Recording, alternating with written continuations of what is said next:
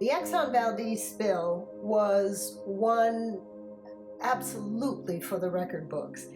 It was one that required stamina, intestinal fortitude, and diplomacy as you could never imagine needing before. It was a tremendous learning opportunity for international bird rescue. It was one of those crystal clear days, and we flew right over the ship, and you could see the oil around it. It looked like it was calm water in Prince William Sound, beautiful, blue, and then around the ship there was this black, looked like a little lake. But I thought in my mind, oh, they'll just clean that up. And, I just thought that.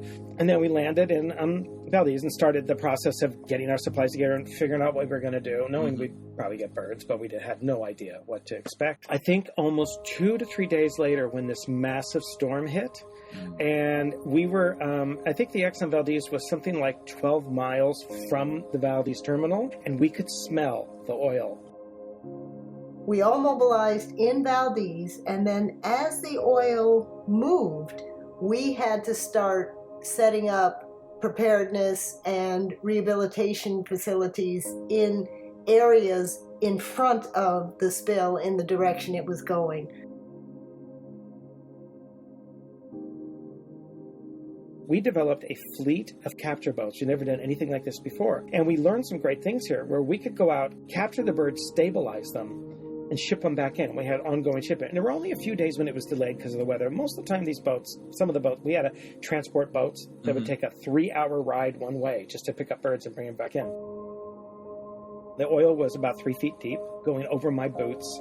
And I think I wrote in one of my things recently, I remember a loon calling, and I saw it, and I tried to get through it through the oil, and it sunk under the oil. 3 feet of oil. Yeah, it was bad.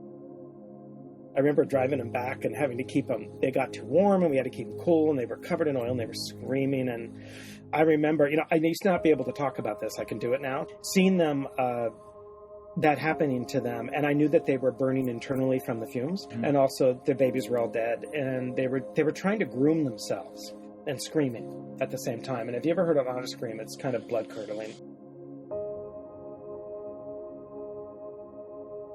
It was in a community college building, a long building with a hall down the center and then rooms on the sides, and there were wildlife admin, there were the otters down the hall, and we could hear the cries of distress of particularly the young otters many hours during the day. Birds were up at the other end of the building, and our wash area and our animal carriers where the oiled birds were, everything was in that basically in that one building at that point. It was chaotic, certainly, and it always seems chaotic when you first get to a spill that, again, you don't understand the system, but there were lots of people moving around trying to get a system in place to respond to what at that time was the largest spill that had ever occurred in the United States, certainly, and again in a very remote, pristine area where there wasn't a lot of infrastructure for spill response. It's exciting work, but it's very sad work when you're dealing with animals in distress. Sometimes there are moments when you have to find a quiet place and let it out. And having your team members around you can help you find your feet again.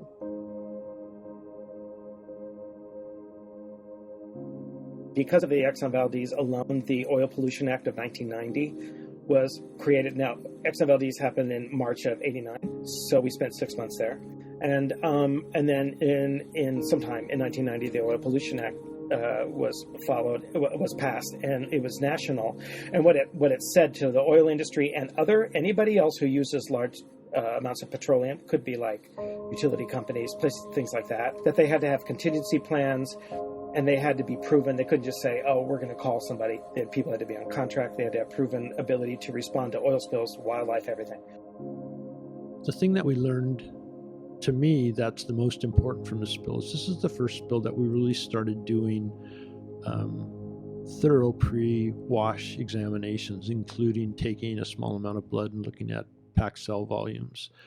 And that really changed what we've done ever since, and has had the probably the biggest impact. The wash process is very physically demanding for birds because they're being held and they're being washed, even by people who are trying to do it as gently and as quickly as possible. It takes a lot of energy because those birds think that that they need to get away, that they need to escape, and so they're struggling constantly. Even if they don't look like they're moving, they're struggling internally to try and get away, and it uses up a lot of energy. And so Exxon, we started evaluating them much more thoroughly. We started taking blood, and we started being able to determine which birds actually could make it through the wash, and it immediately had an impact on how many birds survived.